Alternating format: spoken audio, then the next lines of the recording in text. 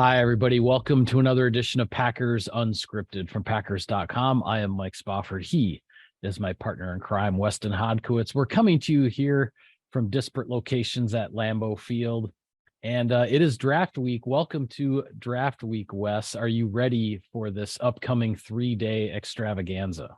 Yeah, it's exciting time, Mike. I'm excited to get back at it. You know, when you look at the NFL draft, this is the time of the year.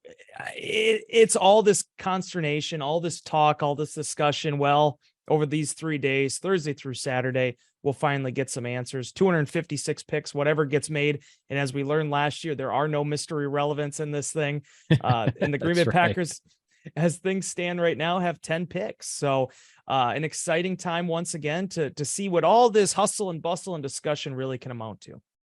All right. Well, you and I don't normally get into the prediction business, but that's about all we have left to do in terms of previewing this draft is to just throw out a few predictions, so to speak, that we might have. The first one I want to ask you about is if will this Aaron Rodgers trade go down? Do you think it happens before the draft? Do you think it happens during the first round? Do you think it happens during the second round?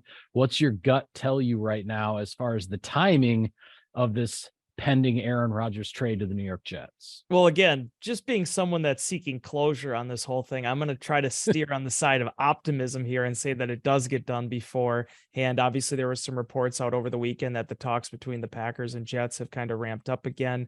And frankly, as I've said before, and was one of my sign-offs last week, you know, you're so appreciative of everything that Aaron Rodgers did here. But obviously, you know, it was a month ago now that I was in Arizona, and Brian Gutekunst mentioned, you know, they're working to facilitate this trade. So it's all been building up towards this. And no matter what you and I write, Mike, I feel like it's always coming back to, well, what is happening with the quarterback situation? When is the trade going to happen? And if it does, what does that mean now for the Packers moving forward?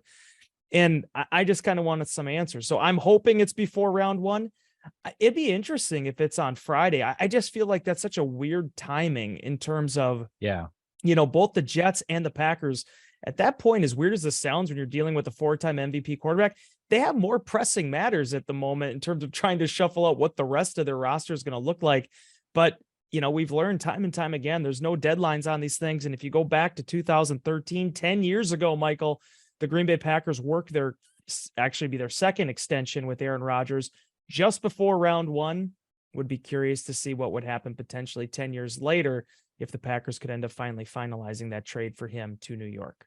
Yeah, I've been trying to figure out if this happening on Friday night as the second round gets underway makes some sort of sense. And I've gone back and forth on it because we heard Brian Gutekunst at the league meetings in Phoenix say that the Jets' first round pick, number 13 overall in this draft, is not necessarily a requirement from the Packers' point of view to get this deal done. So you go, okay, well, the Jets have 2 picks in the middle of the second round, right near where the Packers' second round pick is as well. So you're thinking, well, then maybe it won't happen until Friday. But if you're Brian Gutekunst and you're potentially going to get a second round pick or an asset like that, wouldn't you want to have that on Thursday night in case you want to move up or move around in the first round? If you wait until Friday to make the deal for a second round pick, then any maneuverability as far as the first round on Thursday night is kind of out the window. So I think my best guess, again, this is a guess, but I think this trade gets done either right before the draft starts on Thursday or maybe just within the first few picks, to where suddenly, you know, there's going to be around pick 3 or pick 4, there's going to be some, you know, breaking news that the trade has been finalized. It's been turned into the league. I just think the Packers, even if Brian Gutekunst is not going to move around a bunch in the first round, I still think if he's getting a second round pick as part of this deal, he's going to want at least the option, at least the availability to do that. So that's just my gut feeling on this.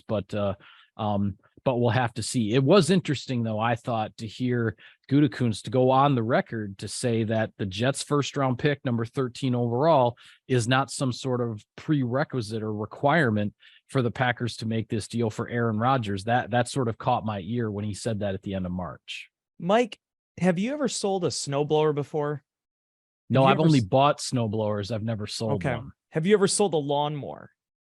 No. Have you Mm-mm. ever sold a car? Yes. Yes, Okay. I've done. So let me ask you this. When you got the compensation for the car, that goes into your bank account, right? It goes into your wallet. You can go spend it for other things. Have you ever tried to walk into, let's say, Meyer, for example, and tried to buy something with a car?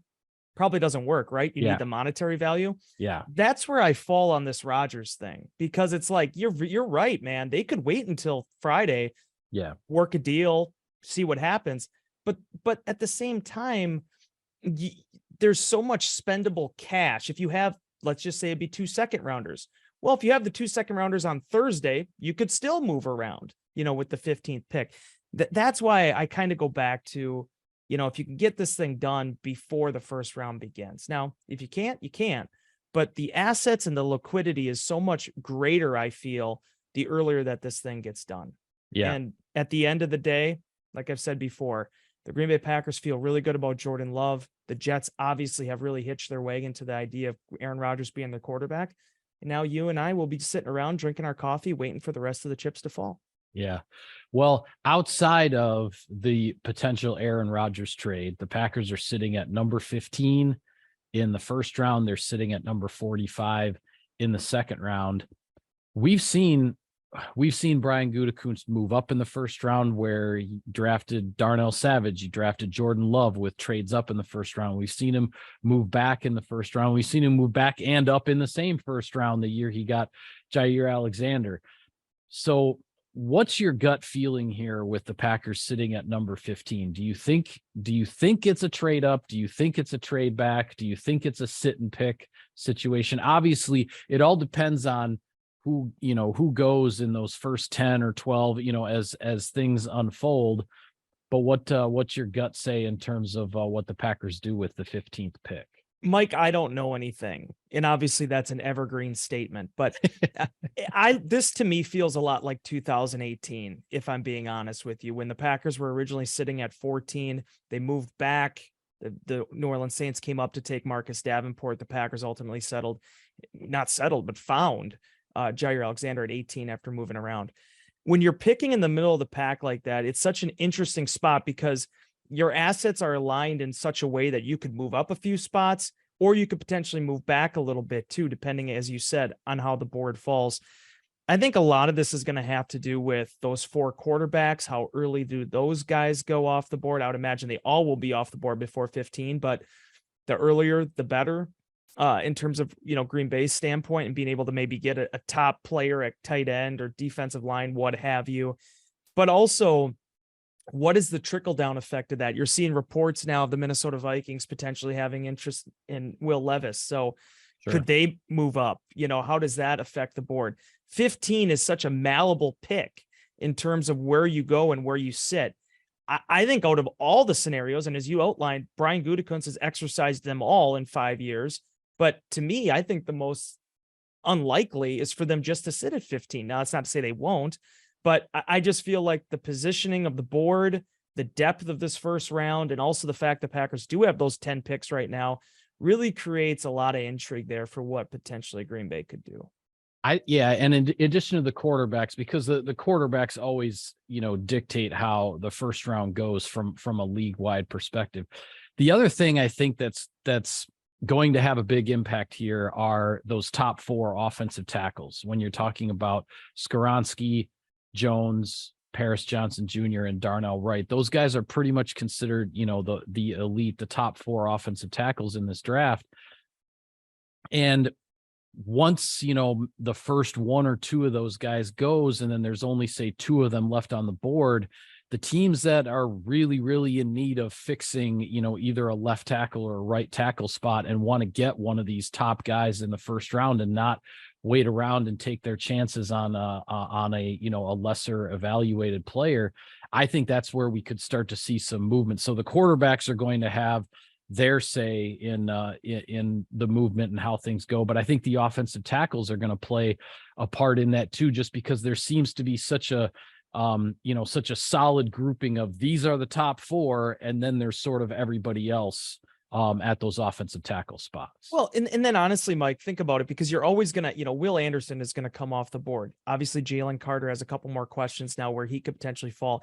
It's always doing simple math and just figuring out, okay, there's certain guys that could be there, and there's certain guys who undoubtedly will not be. And if you run those numbers, it really does put you in a situation, if you're Brian and if you're the Packers personnel department, where, I mean, there's going to be 6-7 guys who are going to potentially be there for you.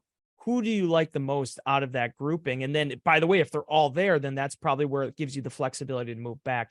It's the game that must be played. But the last thing I'll leave you with on this topic is, I was sitting earlier this, on Sunday morning, and I was thinking about, okay, draft week is finally here, right? And about how Brian Gutekunst somewhere in Green Bay, Wisconsin, is sitting around probably with his family or, doing what have you. And I'm like, the decisions he's going to make, the 10 cards or more or less that he turns in, the trickle down effect that's going to have on so many young men's lives around the country at this very time. I was watching the video that I don't even know if it's up at the time of this is posting, but the interview that Larry McCarron did with Quay Walker, and seeing that video again of Clay in his living room with all of his family surrounding him.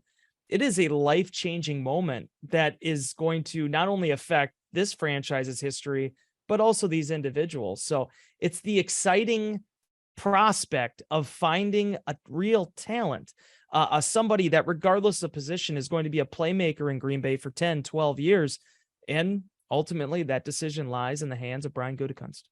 Yeah, well, you said it in terms of with the Packers being at 15, it feels like there are going to be a handful of players that I think the Packers are going to like, that they're going to have strong evaluations on, have very strong feelings about, and they're going to have their pick of what direction they want to go. We talked about this a little bit on our last show, but I want to follow up with it again. What position do you think, in that scenario, say there's 4 or 5 guys at some different spots, the Packers all have them, graded relatively equally and which is a nice spot to be in. Which position do you think they go with? Yeah, and out of any years in which I've covered the draft, this is actually number 14 for me already, going back to when I was just helping out at the Press Gazette in 2010. This is the year I think it reminds me the most of 2014, where I was like, hey, Ryan Shazier, CJ Mosley, Clinton Dix, there's so many different ways Green Bay could go, and I think all those decisions could help them. But if I was to do a mock draft right now, I think it comes back to Lucas Van Ness for me. The more I thought about it, the more that he makes sense. And in a lot of ways, he kind of reminds me of Clay Matthews. He's much bigger than Clay, about 20 pounds heavier. But this is one of those type of guys that you didn't really get the full feeling of his potential at Iowa. He wasn't a starter every year, but he would fit the prototype for them. And I think, as you've talked about a couple times, I mean, there's a couple of these guys in that 6'5", 270 range, almost that Preston Smith type range, where I don't think you could go wrong. And if for a guy like Van Ness, if he comes in and needs to be a rotational guy right away, like he kind of was at times at Iowa, well, he's still going to have the flexibility to do that. So as deep as this draft is at a number of positions, I want to sort of test that depth a little bit at tight end. I want to test that depth at offensive line or receiver and go out and get what is probably going to be the best available pass rusher at 15. So the answer to your question is edge rusher. And to be more specific, I think Lucas Van Ness is the guy that could potentially be that fit.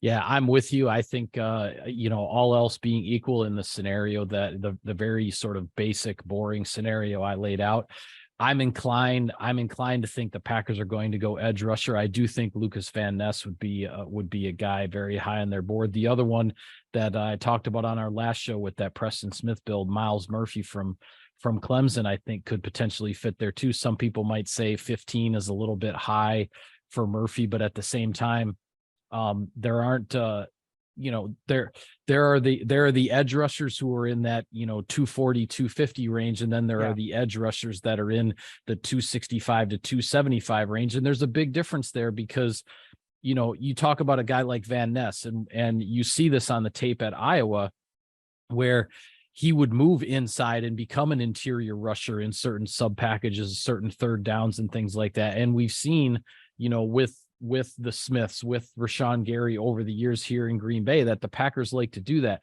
I'm sorry, if you draft an edge rusher who's 245 pounds, he's not lining up as a 3 technique on 3rd and 8, to give you a different look in the pass rush. He's going to be out on the edge. You don't have that flexibility.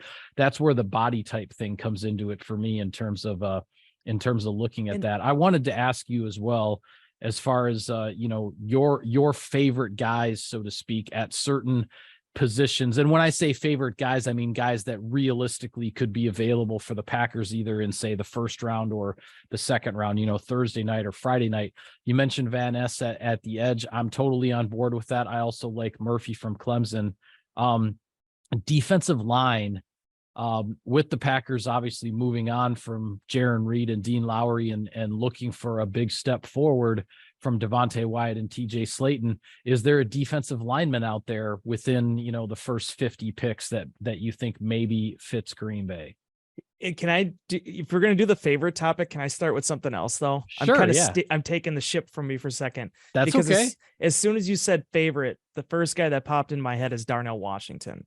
And the reason why it ties in really quickly. Now, this is not a defensive lineman, although shoot, the kid could probably play there with how big he is. Play there, yeah. But the big reason I just want to mention that, Michael, is when we were talking about 15 and potentially moving back or acquiring more picks, if the Packers don't want to go Kincaid at 15, Washington is the type of guy, probably a little bit like Murphy, where if you move to the end of the first round or maybe even move up a little bit in the second, that could be a really good fit for them.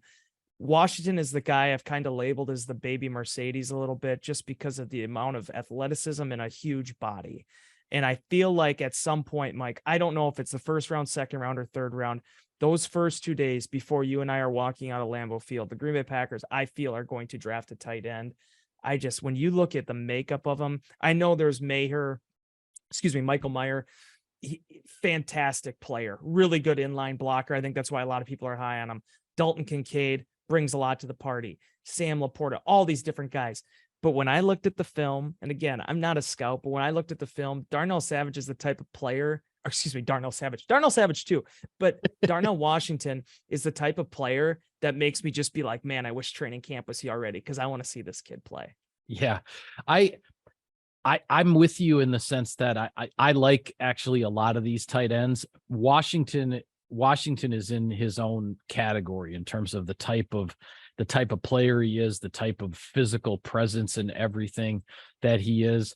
I don't know if the Packers are going to go tight end in round 1, which I think would be either Mayer from Notre Dame or Kincaid from Utah. If you go tight end in round 2 and you want to target a guy like Washington, or if you want to stay in the middle of the second round or maybe even move back a little bit in the second round, the Musgrave from Oregon State could potentially be a good fit at tight end too. And you're still getting one of the top 4 or 5 tight ends in this draft. So I think all of those are possibilities, but Washington is the one who sticks out because he's different, right? Yeah. He's a different breed of cat, and very intriguing in terms of how this tight end, the order of the selection of the tight ends could unfold Thursday and Friday. Thank you for humoring me. Now we can get back to the Mike Spofford Packers Unscripted that was planned. No, it's okay.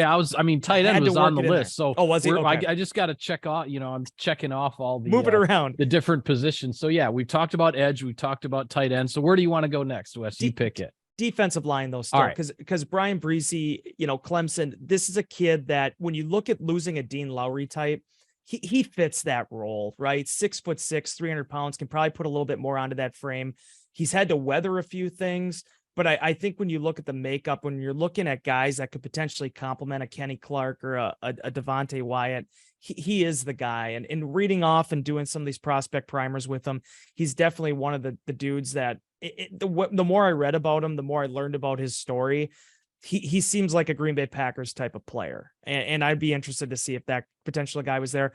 Also, the Northwestern kid, I'm not even going to try to pronounce his name. That doesn't have the same type of size, but Mike, we've learned time and time again now with these defensive linemen, especially these 3 techniques, 6'2", 298 pounds is no longer a deal breaker in this league if you can get the guy that you're lined up across from to get on his heels. Yeah, Brzee from Clemson is the guy I really like on the defensive line. I agree with you. I think he's a really good fit for this Packers system, what the Packers like to do with their defensive linemen, what they ask them to do. That being said, we're talking about edge and D line and tight end, and you're not going to be able to draft everybody you want in the first 2 rounds, right? I mean, Thursday and Friday night are going to go by, and all of these, different spots that we're talking about, the Packers aren't going to be able to address them all. So these are various favorites that we're talking about, but knowing realistically that the Packers can't get all of these guys. But you hope that maybe things fall a certain way, or that Brian Gutekunst can move around on the board as such to maybe get some of them.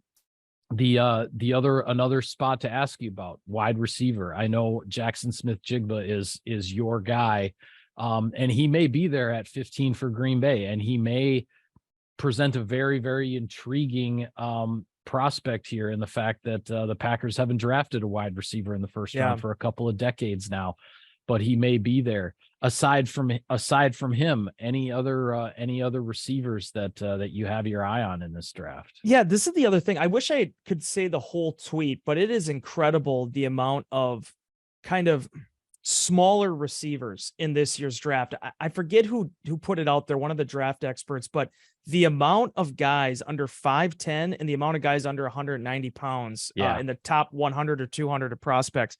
It is incredible. I mean, we're just really quickly reeling this off. Zay Flowers goes out of Boston College, 5'9", 182 pounds. I mean, Jordan Addison, USC, 5'11", 173. Tyler Scott from Cincy, 5'10", 177. Josh Downs, UNC, 5'9", 171. Jalen Hyatt is probably the next guy I look at if it's not going to be in Smith and Jigba, because again, he fits more that 6'1", got a little bit more of that size to him, similar to what the Packers have gone with a Romeo Doubs, a Devontae Adams in the past. The Packers, so many years, Mike, they put in really big assets into 6'4" receivers, 200 plus pounds. There ain't a lot of them in this year's draft class in terms of at least the high end ones. So finding out exactly where the Packers decide to spend that pick is going to be really interesting, because at some point they have to draft a receiver. But I'll be just really interested in a draft where there's so many talented guys that don't necessarily maybe meet the Ron Wolf, sort of standard in terms of size, which guys the Packers could potentially roll the dice on. Yeah, you're right. You're right in that there are a lot of these smaller, sort of the cat quick, the classic slot receiver, type, not to peg or stereotype these guys too much, but they seem to fit those type of labels. The other one, and I've been talking about him, having done a prospect primer on him, that I'm really curious, because I've seen evaluation scouting reports all across the board on Quentin Johnston from TCU. There are some scouts that really, really like him. There are some that just that question how consistent his hands are and whether he's going to be able to be, a consistent pass catcher in the NFL. But he caught my eye right away because he is almost the exact same size as Christian Watson. He just he just doesn't run a 4.3. He runs a 4.5. Which is not exactly slow, but he's not the speed burner that Watson is. That being said, more often than not, the Packers have invested draft picks at the receiver position on the bigger bodies, not necessarily the smaller bodies. And so that's why I wonder, where he fits. And not to say that I don't think would be in play for the Packers at 15 overall in the first round, but depending on what happens with the Rodgers trade, your second round assets are then potentially what things look like in the third round. With some of the negative things that I've seen about Johnson from TCU, maybe he's still on the board in the third round. I mean, who the heck knows? Yeah, he's probably more than any other receiver I can remember in terms of just the discrepancy of where scouts have this kid. In terms of, some of them will have him as the top receiver on the board. Some of them have him underneath some of those other receivers that I mentioned. What is intriguing to me, though, about him is you mentioned the comparisons to Christian Watson. We've touched on that before, but it's also, he does remind me a lot of Watson in terms of how the scouts are kind of like confused in terms of where this kid should be drafted. Right. There were people that thought that Christian Watson was a hands down top 20 player last year. There were people that said there's no way you can spend a first round pick on this kid. I think 34 ended up being a pretty good compromise because the Packers moved up, basically treated him like a first round pick to be able to get him at that spot. but didn't waste much time on day 2 in doing it. I mean, they turned in that card pretty quick after acquiring the second pick of day 2. So he's going to be one, man. There's a number of these kids, and Darnell Washington is one of them too, where I don't know where they're going to go, but as long as they're on the board, my eyes are going to be kind of gravitating toward their name.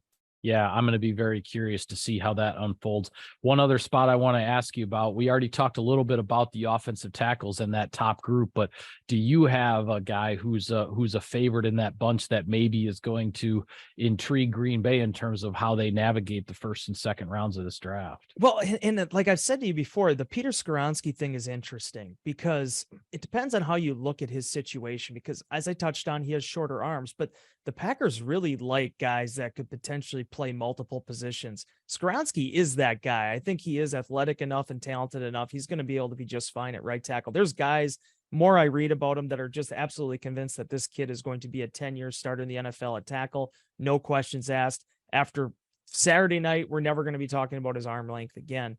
But Paris Johnson's the one I have always kind of identified as probably the most ready-made prospect. I like the pedigree. Obviously, there's a history there of that program, but also the standpoint of you can't teach 6'5", you can't teach 310 pounds. And if there is an aspect, when you look at the guys that have truly succeeded in Green Bay at that tackle position, that's kind of been the commonality. David Bakhtiari, people thought he was too small. David Bakhtiari's height was never a problem. He put on a couple pounds. The kid was just fine. Brian Bulaga was as ready-made as they probably come in terms of going from Iowa to the NFL. Paris is sort of the guy that I look at in terms of, if you want just a consistent, steady, probably guy you can insert on day one and let him fly, that's the guy I feel the best about. Yeah. And what's interesting, if the Packers go that route, they don't necessarily need him to step in right away on correct. day one, right? But that being said, to have that type of insurance policy at offensive tackle, assuming you're going into the season with Bakhtiari on the left side and Yosh Nijman on the right side, to have that kind of an insurance policy if something happens, is not a bad spot to be in. I've mentioned him before, and it just, when I see 6'5", 330 pounds, and a guy who can move like Darnell Wright from Tennessee, it catches my eye. And I know there are a lot of things out there in terms of, you know, I don't like to read too much into it, but there's stuff out there about his attitude and this and that and the other thing. And it's like, I'll let the scouts sort that out. I don't know if the Packers like this young man or not, but when you look at the film and you look at what he did in the SEC, 6'5" and 330, and a guy that feels like, you know, again, you could just say, all right, here's a right tackle for the next decade in the NFL, and you don't have to worry about that spot. That always becomes an intriguing option to me. The last thing I just want to mention too, yeah. I know sometimes you can run into problems with the height thing, and you know, with offensive linemen, Green Bay Packers have not been deterred by that. You look at Caleb Jones and Yosh Nijman, they go and they'll get offensive linemen, they'll teach them pad level, they'll be good there. Well, Packers drafted a 6'5" center in the second round a couple of years ago. I mean, 6'5" playing center, and you know, Josh Myers is doing his thing just fine. So yes, so in that idea, Blake Freeland from BYU, 6'8", incredible build. A lot of frame to work with, you know, only around the 300-pound range. But again, if you're looking at guys, and that's what I'm doing here, you know, again, that's probably the reason I'm not as high on Skoronski as other people, because I feel like the Packers have plenty of talent for the interior offensive line. It's more about what are they looking at in terms of the future at the outside tackle positions. Right. He's another guy that kind of fits probably more that Jared Valdir sort of, you know, taller, more slender, but if you teach him the right fundamentals, he's going to give you a heck of a bang for your buck. Yeah, definitely. A little bit of sponsor business here, Wes, and then I just got a couple more questions for you. Sirius XM NFL Radio delivers hard-hitting analysis and up-to-the-minute NFL news that true football fanatics need 24/7, 365. And at Cousin Subs, we have something for everyone, like our Wisconsin cheese curds, mac and cheese, golden fries, and creamy shakes, all paired with your favorite sub or sub in a bowl. Cousin Subs, 50 years of better. All right, one of my last questions for you. Are the Packers going to draft a kicker?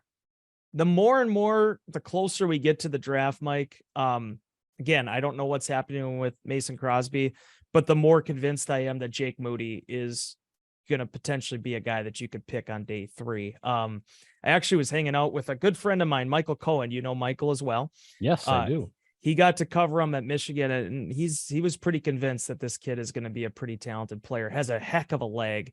As recently, I think, as probably 2 weeks ago in Inbox, I was writing, I just don't know if anyone's going to have a draftable grade. I'm not exactly sure if, do you want to spend one of the picks on the kicker? But with as many day 3s picks as the Packers do have, Moody's the one that'll test it. If he's there, if he's available and it makes sense, he was the one I would consider. If not him, I'm still not really sold. I'm not sure. I mean, there's some draft outlets I think that don't even have a kicker in the top 300 on their board. So, but Moody definitely has an NFL leg and could potentially be the guy that gets brought in. And it's been 16 years since the Green Bay Packers have drafted a kicker. So 16 years, yeah. If Mason Crosby's not coming back, out of any free agent kicker on the market, regardless of the fact he's 38, I would still go with Mason Crosby. So if it's not going to be Mason, if again, we'll see what happens. But for me, it's draft or nothing. If you're moving on from Mason. Yeah. All right. Last one for you, Wes. And this is kind of you can take this any direction you want to, but when we do our next show in the early part of next week, and we are reviewing the draft, what is a topic that is going to be very high on the discussion list that we have not necessarily been talking a whole heck of a lot about in our pre-draft episodes here? What do you think? Yeah, drafting a quarterback. I think that's going to happen over the 3 days, especially if the deal goes down with Rodgers. We know the situation with the Packers. I've talked at numerous times about how I'm not a guy that's typically wanting to just throw money at a veteran backup just to have one. I like potentially developing a young guy. Who could that be? Because if you look outside of Jordan Love, the Packers haven't really dipped into those waters very often. And really now the last, eight years. So that would be the position I'm kind of looking at. Even when in terms of undrafted free agency, the Packers haven't signed a lot of quarterbacks lately. They've had, your Danny Etlings and some of these veterans that have been around a little bit and been the practice squad guys. So I'd be very interested to see who they potentially pick. And if they make the decision that Love is the guy, you're moving on from Aaron Rodgers, do the Packers follow suit to what Ted Thompson did in 2008 and actually draft a quarterback in those, not maybe the first round, but in those earlier rounds to see if you have a young guy there that you potentially like? Yeah, I think the topic we're going to be talking about next week, and it's going to be a lot of fun. There's going to be some confusion with it. And when I say confusion, I don't necessarily mean that's a bad thing.